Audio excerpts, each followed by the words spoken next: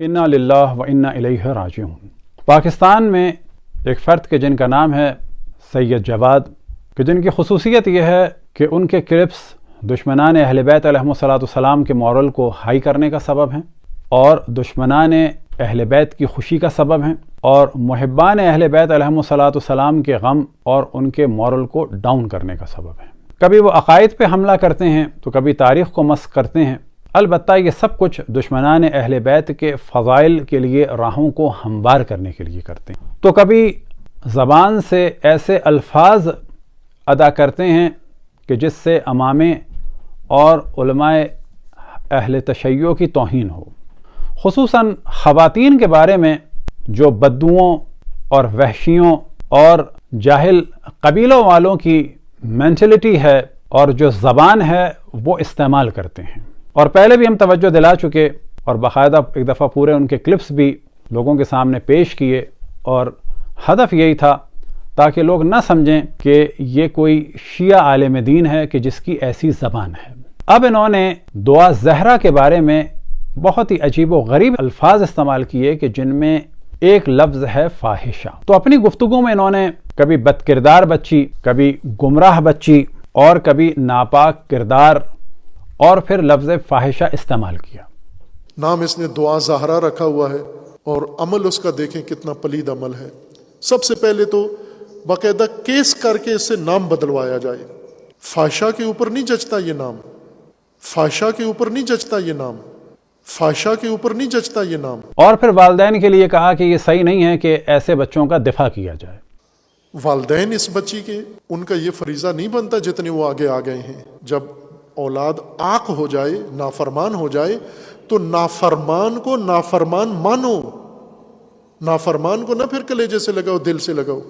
غلط کر رہے ہو آپ بھی، نافرمان ہو گئی ہے آپ کی اس کو عزت کی پرواہ نہیں ہے۔ عدالت میں آپ کے سامنے آپ کو اس نے ذلیل کیا، پولیس کے سامنے ذلیل کیا، ہر ایک کے سامنے اس نے ذلیل کیا۔ اگر اس سے غلطی ہو گئی ہوتی تو وہ معافی مانگ لیتی اور گھر چلی جاتی، لیکن وہ ڈٹی ہوئی ہے اس کے اوپر۔ خوب والدین پیچھے ہٹ جانا چاہیے ان کو۔ اگر اولاد گندی ہو جائے تو پھر بھی والدین آخر تک اس گندی اولاد کے لیے بھی اپنا سب کچھ قربان کریں، جہنم میں ڈالیں اس قسم کی اولاد کو۔ سوال یہ پیدا ہوتا ہے کہ حضرت نوح علیہ السلام تو آخر وقت تک اپنے بچے کو ہدایت کی جانب دعوت دے رہے ہیں، اور آپ اتنی جلدی اس بچی کی ہدایت سے نا امید ہو گئے، جبکہ انبیاء علیہم السلام اور پھر ان کے بعد ائمہ علیہم السلام اور علماء صالحین کی یہ کوشش رہی کہ آخر وقت تک لوگوں کو اللہ کی جانب اور ہدایت کی جانب دعوت دی جائے۔ البتہ یہ والدین کی ذمہ داری ہے کہ وہ بچوں کو کسی حال میں بھی نہ چھوڑیں اور آخر وقت تک ان کو صحیح راہ کی جانب دعوت دیتے رہیں۔ اگر کسی کا بچہ ہیروئنی ہو گیا ہے تو اس کے معنی یہ ہے کہ ہم اس کو چھوڑ دیں۔ اگر وہ ہیروئن پی پی کے گلیوں میں بیٹھا ہے اور بے ہوش روڈوں پر پڑا ہے تو اس کو چھوڑ دیں۔ نہ والدین کو چھوڑنا چاہیے اپنے بچوں کو، نہ بہن بھائیوں کو چھوڑنا چاہیے اپنے بہن بھائیوں کو، اور نہ قوم اور ملت کو چھوڑنا چاہیے اپنے اہل قوم اور اپنے اہل ملت کو، اور بلکہ کسی بھی انسان کو کسی بھی انسان کے حال پر نہیں چھوڑنا چاہیے۔ جو ہو سکتا ہو اس کی کوشش کرنی چاہیے۔ اب یہاں پر ہم بتاتے چلیں کہ مسئلہ نہ جاننے کی وجہ سے اگر کوئی شادی کرتا ہے بغیر ولی کی اجازت کے تو شادی صحیح نہیں ہے، یہ ایک موضوع ہے۔ آیا اس کے بعد جو جسمی تعلق برقرار ہوگا اس کو زنا کہا جا سکتا ہے؟ تو جواب یہ ہے کہ نہیں۔ جو بچہ پیدا ہوگا کیا اس کو ولد الزنا کہا جائے گا؟ تو جواب ہے کہ نہیں۔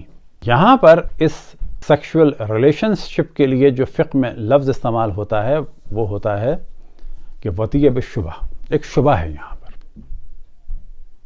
زنا نہیں کہا جا سکتا۔ اور یہ بھی یاد رکھیں، ہمارے دیہاتی قسم کے وحشی قسم کے کلچر کو اسلام کے نام پر پروموٹ کرنے والے ملا اور سو کال دیندار لوگ، اگر دو افراد کو آپ بدترین حالت میں بھی دیکھ لیں تو بھی زنا ثابت کرنا الگ موضوع ہے اور اس حالت میں دیکھنا الگ موضوع ہے، یہ تفصیلی گفتگو ہے۔ لیکن اگر ثابت بھی ہوگا تو ایک دفعہ زنا ثابت ہوگا۔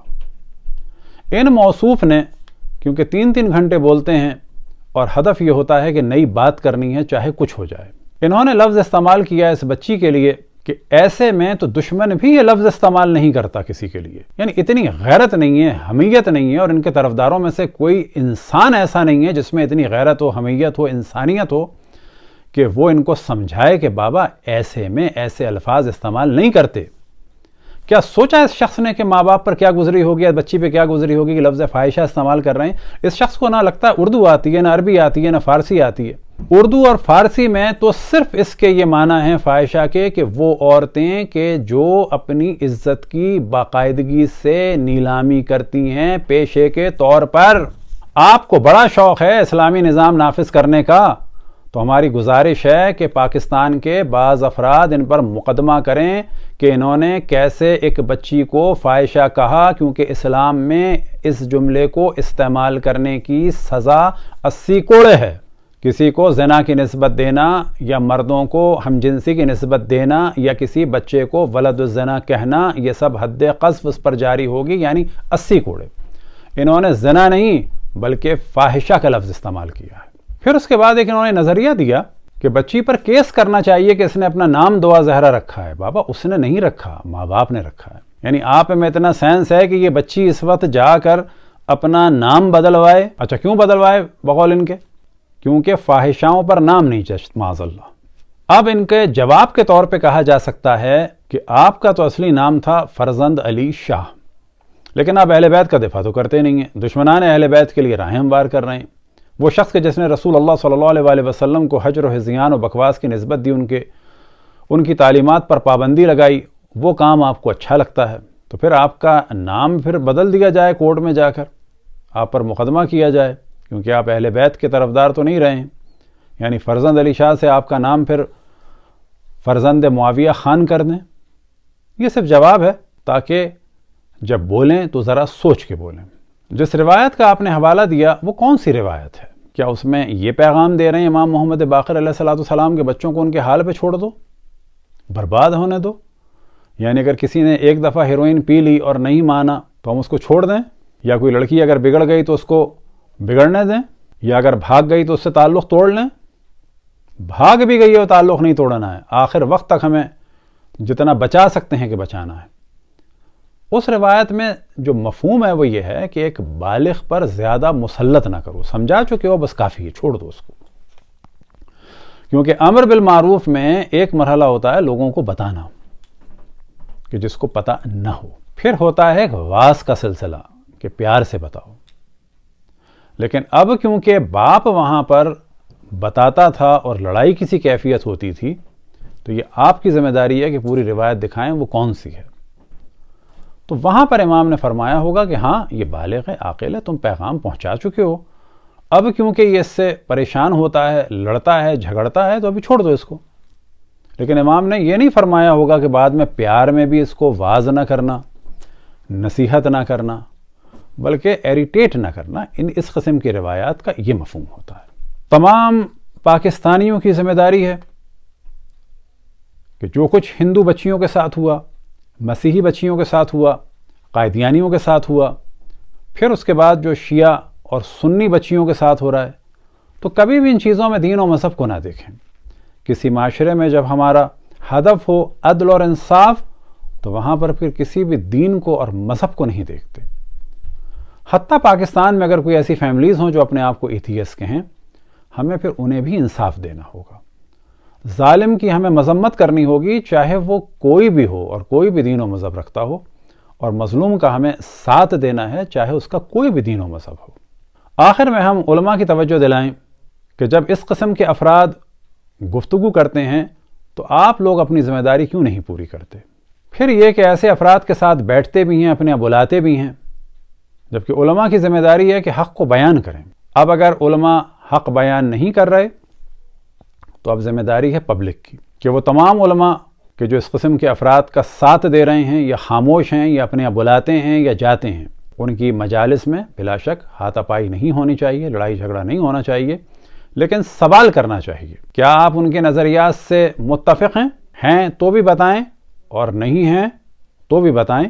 اور یہ مومنین کی ذمہ داری ہے کہ منحرف قسم کے افراد کو، چاہے وہ ذاکرین ہوں اور چاہے وہ اس قسم کے علماء ہوں یا اس قسم کے علماء کے طرفدار ہوں یا وہ لوگ ہوں کہ جو اس قسم کے علماء سے مل کر ان نظریات کی ترویج کرتے ہیں، کیونکہ ان کی خاموشی تجویز کا سبب بنتی ہے، ان سے سوال کریں. کیونکہ بعض لوگ آخرت کے سوال سے نہیں ڈرتے، دنیا والوں کے سوال سے ضرور ڈرتے ہیں، اور یہ سوال کرنا بلا شک امر بالمعروف کی صورتوں میں سے ایک صورت ہے۔ دعا ہے کہ خداوند تبارک و تعالیٰ پاکستان میں اور پاکستان کے باہر جہاں جہاں بھی جس انسان پہ ظلم ہو، خصوصاً جو بچوں کا استحصال کر رہے ہیں یا بچوں کو ورغلاتے ہیں، اور ان میں بھی خصوصاً لڑکیوں کو، تو اس کے بارے میں بیدار ہوں، قانون سازی کریں، اور آخر میں ہم توجہ دلائے گفتگو ختم کریں کہ بار بار ہم اس جانب توجہ دلا رہے ہیں کہ پورے پاکستان میں شادی کی ایک عمر ہونی چاہیے، مثال کے طور پہ 18 سال، ہر صوبے میں ایک عمر ہونی چاہیے، اور کورٹ میرج کرنے والی بچیوں کی عمر میں اضافہ ہونا چاہیے، مثال کے طور پر 22 سے لے کر 25 سال، اسی طریقے سے لڑکوں کی عمر میں اضافہ ہونا چاہیے، اور ایسے لڑکوں کی کورٹ میرج ہونی چاہیے کہ جو کفالت کر سکیں، اور گھر سے بھاگنے والیوں کو سپورٹ نہیں کرنا چاہیے، کیونکہ یہ سپورٹ اگلی زندگی میں جو زیادہ پاسبلٹیز ہیں وہ ان کی بربادی کا سبب بنتی ہیں، اور اگر کبھی ایسا ہو جائے تو گھر والوں کو دوبارہ اپنے بچوں کو ایکسیپٹ کر کے ایک نئی زندگی کی جانب دعوت دینی چاہیے۔